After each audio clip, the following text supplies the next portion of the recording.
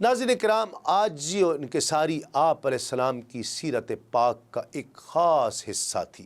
حضرت ابو سلیل رحمۃ اللہ علیہ سے مروی ہے کہ حضرت داؤد علیہ السلام جب مسجد میں داخل ہوتے تو بنی اسرائیل کے مفلوق الحال لوگوں کا حلقہ دیکھتے اور ان کے ساتھ تشریف فرما ہونے کے بعد فرماتے، مسکین مسکینوں کے درمیان ہے۔ جب آپ علیہ السلام بنی اسرائیل کے بادشاہ بنے تو آپ علیہ السلام لوگوں کے حالات کی جستجو کے لیے اس طرح نکلتے کہ لوگ آپ کو پہچان نہ سکے، اور جب کوئی ملتا اور آپ کو پہچان نہ پاتا تو اس سے دریافت کرتے کہ داؤد کیسا شخص ہے۔ وہ شخص ان کی تعریف کرتا، اس طرح جن سے بھی اپنے بارے میں پوچھتے تو سب لوگ آپ کی تعریف ہی کیا کرتے۔ اللہ رب العزت نے انسانی صورت میں ایک فرشتہ بھیجا۔ حضرت داؤد علیہ السلام نے اس سے بھی حسب عادت یہی سوال کیا تو فرشتے نے کہا، داؤد ہیں تو بہت ہی اچھے انسان، کاش ان میں ایک خصلت نہ ہوتی۔ اس پر آپ علیہ السلام متوجہ ہوئے اور اس سے فرمایا، اے خدا کے بندے، وہ کون سی خصلت ہے؟ اس نے کہا، وہ اپنا اور اپنے اہل و عیال کا خرچ بیت المال سے لیتے ہیں۔ یہ سن کر آپ علیہ السلام کے خیال میں آیا کہ اگر آپ علیہ السلام بیت المال سے وظیفہ نہ لیتے تو زیادہ بہتر ہوتا، اس لیے آپ نے بارگاہ الہی میں دعا کی کہ ان کے لیے کوئی ایسا سبب بنا دے جس سے آپ اپنے اہل و عیال کا گزارا کر سکیں اور بیت المال یعنی شاہی خزانے سے آپ کو بے نیازی ہو جائے۔ آپ علیہ السلام کی یہ دعا قبول ہوئی اور اللہ رب العزت نے آپ کے لیے لوہے کو نرم کر دیا اور آپ کو زرہ سازی کی صنعت کا علم دیا۔ سب سے پہلے زرہ بنانے والے داؤد علیہ السلام ہی ہیں۔ آپ علیہ السلام روزانہ ایک زرہ بناتے تھے اور وہ 4000 درہم میں بکتی تھی۔ اس میں سے اپنے اور اپنے اہل و عیال پر بھی خرچ فرماتے اور فقراء اور مساکین پر بھی صدقہ فرمایا کرتے۔ اللہ رب العزت نے حضرت داؤد علیہ السلام کو نبوت اور رسالت کے ساتھ حکومت بھی عطا فرمائی تھی۔ آپ فن خطابت کے ماہر تھے، جبکہ آواز بھی انتہائی حسین اور دل نشین تھی، لہٰذا درس و تبلیغ اور واعظ و نصیحت کے ذریعے بنی اسرائیل میں جذبہ جہاد ابھارا اور انہیں کفار و مشرکین کے ساتھ جنگ پر آمادہ کیا۔ قرآن مجید میں ارشاد ربانی ہے، وَشَدَدْنَا مُلْكَهُ وَآتَيْنَاهُ الْحِكْمَةَ وَفَصْلَ الْخِطَابِ، اور ہم نے اس کی حکومت کو مضبوط کیا اور انہیں حکمت، نبوت اور فیصلے کی قوت عطا فرمائی۔ بہت تھوڑے عرصے میں فلسطین، عراق، شام، دمشق، شرق اردن اور خلیج عقبہ سے فرات تک جزیرۃ العرب کے بیشتر علاقے ان کے زیر نگیں آ چکے تھے۔ وَلَقَدْ عَلِمْتُمُ الَّذِينَ اعْتَدَوْا مِنْكُمْ فِي السَّبْتِ فَقُلْنَا لَهُمْ كُونُوا قِرَدَةً خَاسِئِينَ، اور تم ان لوگوں کو خوب جانتے ہو جو تم میں سے ہفتے کے دن مچھلی کا شکار کرنے میں حد سے تجاوز کر گئے تھے تو ہم نے ان سے کہا، ذلیل و خوار بندر ہو جاؤ۔ مفسرین کے مطابق صورت مسخ ہونے کا یہ واقعہ حضرت داؤد علیہ السلام کے زمانے میں پیش آیا۔ بنی اسرائیل کے لیے ہفتے کا دن صرف عبادت کے لیے مخصوص تھا اور اس دن مچھلی کے شکار سمیت ہر دنیاوی کام ممنوع تھا، لیکن سمندر کے قریب آباد مچھلی کے شوقین ان لوگوں نے حکم کی نافرمانی کی، جس پر اللہ رب العزت نے ان کی شکلوں کو مسخ کر دیا اور پھر 3 دن بعد وہ سب لوگ مر گئے۔ ناظرین، واقعہ کچھ یوں ہے کہ اس بستی میں رہنے والے بنی اسرائیل کو اللہ رب العزت نے ہفتے کا دن عبادت کے لیے خاص کرنے اور اس دن تمام دنیاوی مشاغل ترک کرنے کا حکم دیا۔ ان پر ہفتے کے دن شکار حرام فرما دیا۔ جب اللہ رب العزت نے ان کی آزمائش کا ارادہ فرمایا تو ہوا یوں کہ ہفتے کے دن دریا میں خوب مچھلیاں آ جایا کرتی اور یہ لوگ پانی کی سطح پر انہیں دیکھتے تھے۔ جب اتوار کا دن آتا تو مچھلیاں نہ آتی۔ شیطان نے ان کے دل میں وسوسہ ڈالا کہ تمہیں مچھلیاں پکڑنے سے منع کیا گیا ہے، لہٰذا تم ایسا کرو کہ دریا کے کنارے بڑے بڑے حوض بنا لو اور ہفتے کے دن دریا سے ان حوضوں کی طرف نالیاں نکال لو۔ یوں ہفتے کو مچھلیاں حوض میں آ جائیں گی اور تم اتوار کے دن انہیں پکڑ لینا۔ چنانچہ ان کے ایک گروہ نے یہ کیا کہ جمعے کو دریا کے کنارے کنارے بہت سے گڑھے کھودے اور ہفتے کی صبح کو دریا سے ان گڑھوں تک نالیاں بنائیں جن کے ذریعے پانی کے ساتھ آ کر مچھلیاں گڑھوں میں قید ہو جاتی اور اتوار کے دن انہیں نکال لیا جاتا، اور یہ کہہ کر اپنے دل کو تسلی دے دی کہ ہم نے ہفتے کے دن تو مچھلی پانی سے نہیں نکالی۔ ایک عرصے تک یہ لوگ اس فعل میں مبتلا رہے۔ ان کے اس عمل کی وجہ سے اس بستی میں بسنے والے افراد 3 گروہوں میں تقسیم ہو گئے تھے۔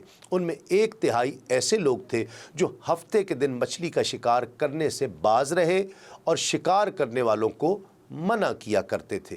1/3 ایسے افراد تھے جو خود خاموش رہتے اور دوسروں کو منع نہ کرتے تھے، جبکہ منع کرنے والوں سے کہتے تھے کہ ایسی قوم کو کیوں نصیحت کرتے ہو جنہیں اللہ رب العزت ہلاک کرنے والا یا انہیں سخت عذاب دینے والا ہے۔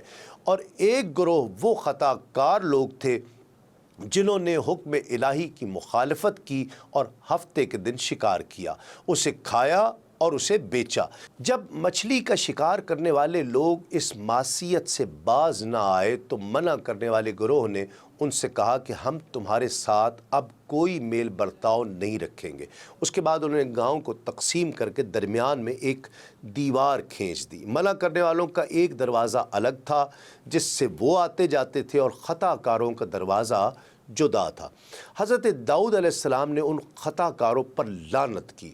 تو ایک روز منع کرنے والوں نے دیکھا کہ خطا کاروں میں سے کوئی باہر نہیں نکلا، تو انہوں نے خیال کیا کہ شاید آج شراب کے نشے میں مدہوش ہو گئے ہوں گے۔ چنانچہ انہیں دیکھنے کے لیے دیوار پر چڑھے تو دیکھا کہ وہ بندروں کی صورتوں میں مسخ ہو گئے تھے۔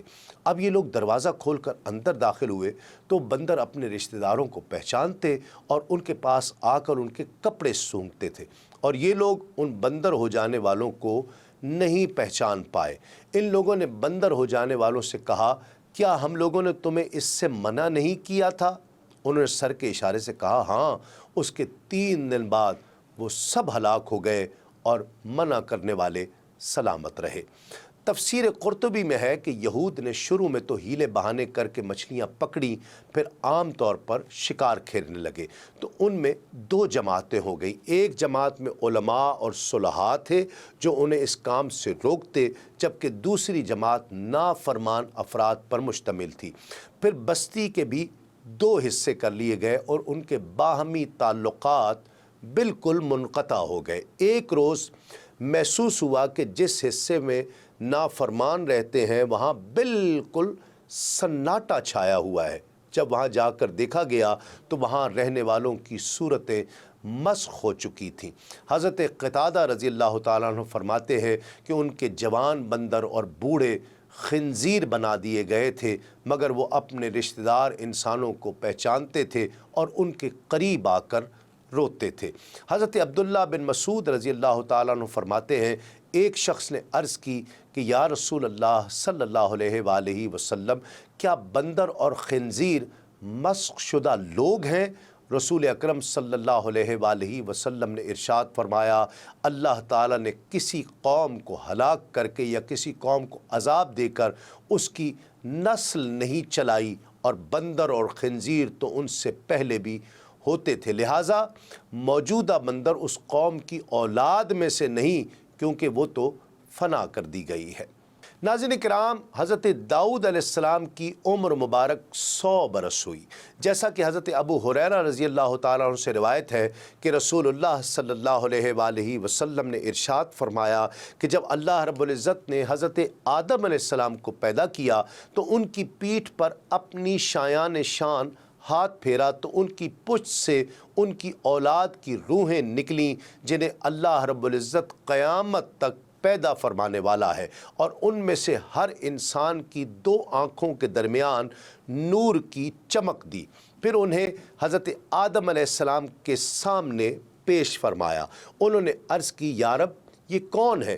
ارشاد فرمایا، یہ تمہاری اولاد ہے۔ آپ نے ان میں ایک شخص کو دیکھا تو اس کی آنکھوں کے درمیان کی چمک پسند آئی۔ عرض کیا، باری تعالیٰ یہ کون ہے؟ ارشاد فرمایا، داؤد۔ عرض کی، یا رب، ان کی عمر کتنی مقرر فرمائی ہے؟ ارشاد ہوا، 60 برس۔ अर्ज़ की, ए मेरे रब, मेरी उम्र में से 40 साल इसकी ज़िंदगी में बढ़ा दे। रसूल अकरम सल्लल्लाहु अलैहि वसल्लम ने फरमाया, जब हज़रत आदम अलैहिस्सलाम की उम्र उन 40 सालों के अलावा पूरी हो गई तो उनकी खिदमत में मौत का फ़रिश्ता हाज़िर हुआ। हज़रत आदम अलैहिस्सलाम ने कहा, क्या अभी मेरी उम्र के 40 साल बाकी नहीं हैं? फरमाया, वो आप अपने फ़र्जंद दाऊद को दे चुके हैं। हज़रत आदम अलैहिस्सलाम ने इनकार किया तो उनकी औलाद इनकार करने लगी। हज़रत आदम अलैहिस्सलाम भूल कर दरख्त का फल खा गए, लिहाजा उनकी औलाद भूलने लगी। हज़रत आदम अलैहिस्सलाम ने ख़ता की तो उनकी औलाद ख़ताएँ करने लगी। 100 बरस इस जहान फ़ानी में गुजार कर दाऊद अलैहिस्सलाम दार बक़ा की तरफ तशरीफ़ ले गए। आपके वाक़े वफ़ात से मुताल्लिक़ हज़रत अबू हुरैरा रज़ी अल्लाह तआला अन्हु से रिवायत है कि रसूल अकरम सल्लल्लाहु अलैहि वसल्लम ने इरशाद फरमाया कि हज़रत दाऊद अलैहिस्सलाम बहुत ज़्यादा गैरतमंद थे। जब अपने घर से तशरीफ़ ले जाते तो घर के दरवाज़े बंद कर दिया करते ताकि आपके लौटने तक कोई भी घर में दाखिल ना हो। एक मर्तबा दरवाज़ा बंद करके बाहर निकले तो आपकी ज़ौजा को घर में एक अजनबी नज़र आया। ये देखकर उन्हें कहा कि इसे किसने अंदर आने दिया, हालांकि दरवाज़ा तो बंद है। अल्लाह रब्बुल इज़्ज़त की कसम, अगर हज़रत दाऊद तशरीफ़ ले आए तो उन्हें बहुत दुख पहुँचेगा। जब आप अलैहिस्सलाम तशरीफ़ लाए तो वो अजनबी घर में ही मौजूद था। आपने उससे पूछा कि तुम कौन हो? उसने कहा, मैं वो हूँ जो बादशाहों से नहीं डरता और ना ही कोई दरबान मुझे रोक सकता है। ये सुनकर हज़रत दाऊद अलैहिस्सलाम ने फरमाया, अल्लाह की कसम, तब तो तुम मलकुल मौत हो। अल्लाह रब्बुल इज़्ज़त के हुक्म को खुशामदीद। फिर आप अलैहिस्सलाम की रूह कब्ज़ कर ली गई। जब आप अलैहिस्सलाम के गुस्ल कफ़न के मराहिल मुकम्मल हुए तो सूरज तुलू हुआ। हज़रत सुलेमान अलैहिस्सलाम ने परिंदों से फरमाया, हज़रत दाऊद अलैहिस्सलाम पर साया करो, तो परिंदों ने इतना साया किया कि वहाँ ज़मीन पर अंधेरा छा गया। ये देखकर हज़रत सुलेमान अलैहिस्सलाम ने फरमाया, अपना एक एक पर अब समेट लो। हज़रत अबू हुरैरा रज़ी अल्लाह तआला अन्हु फरमाते हैं, हुज़ूर पुरनूर सल्लल्लाहु अलैहि वसल्लम हमें दिखाने लगे कि परिंदों ने ये काम कैसे किया था। इमाम इब्न कुतैबा कहते हैं कि मैंने इंजील में मुताला किया कि हज़रत इब्राहीम अलैहिस्सलाम और हज़रत दाऊद अलैहिस्सलाम के माबैन 14 करन गुज़रे थे। इब्न कसीर कहते हैं कि हज़रत दाऊद अलैहिस्सलाम ने 100 साल की उम्र में वफ़ात पाई। आपने वसीओ अरीज़ सल्तनत पर 40 साल हुकूमत की। हज़रत इब्न अब्बास रज़ी अल्लाह तआला अन्हु से मरवी है कि हज़रत दाऊद अलैहिस्सलाम हफ्ते के दिन अचानक वफ़ात पा गए और परिंदों की टुकड़ियाँ अब्र की तरह उन पर साया फिगन थीं। आपके जनाजे में शरीक सिर्फ़ उलमाए बनी इसराइल की तादाद 40,000 थी, जबकि अवामुन्नास की कसीर तादाद इसके अलावा थी। बनी इसराइल में हज़रत मूसा अलैहिस्सलाम और हज़रत हारून की वफ़ात के बाद इस कदर रंज गम किसी और की वफ़ात पर नहीं हुआ था। तारीख़ याकूबी में है कि जब दाऊद अलैहिस्सलाम उम्र रसीदा हो चुके थे और आपका बदन कमज़ोर हो चुका था और आपका एक बेटा था जिसे अदूनियामीन कहा जाता था, उसने दाऊद अलैहिस्सलाम की जंगों के सालार और जर्नैलों को माइल किया कि दाऊद अलैहिस्सलाम बादशाह बूढ़े हो चुके हैं और मैं उनकी कायम मकामी का ज़्यादा हक़दार हूँ। जब दाऊद अलैहिस्सलाम को इसकी इत्तला मिली तो उन्होंने सारूक काहिन और नातान नबी की तरफ पैगाम भेजा और उन्हें कहा कि अहले मुमलिकत को इकट्ठा करो और मेरे बेटे सुलेमान को मेरे खच्चर पर सवार करो और उसे मेरे मिंबर पर बिठाओ। अल्लाह रब्बुल इज़्ज़त ने उसे बनी इसराइल का सरदार बनाया है और अल्लाह रब्बुल इज़्ज़त उसकी हुकूमत को अज़मत देगा और उसकी शान को बुलंद फरमाएगा। सो वो सुलेमान के साथ गए, हत्ता कि वो दाऊद के मिंबर पर चढ़ गए और अहले मुमलिकत ने उस पर इत्तेफाक किया और दाऊद अलैहिस्सलाम कहने लगे, मुझे अल्लाह रब्बुल इज़्ज़त ने ऐसे ही बताया है कि मेरा बेटा सुलेमान बादशाह बनेगा और मेरी दोनों आँखें उसकी तरफ देख रही हैं।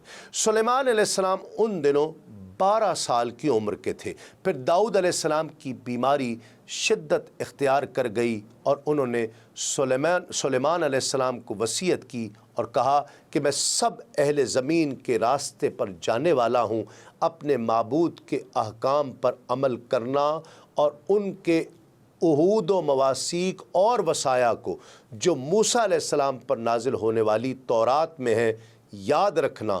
اور داؤد علیہ السلام فوت ہو گئے اور آپ کی عمر 120 سال تھی اور آپ کی حکومت 40 برس تھی۔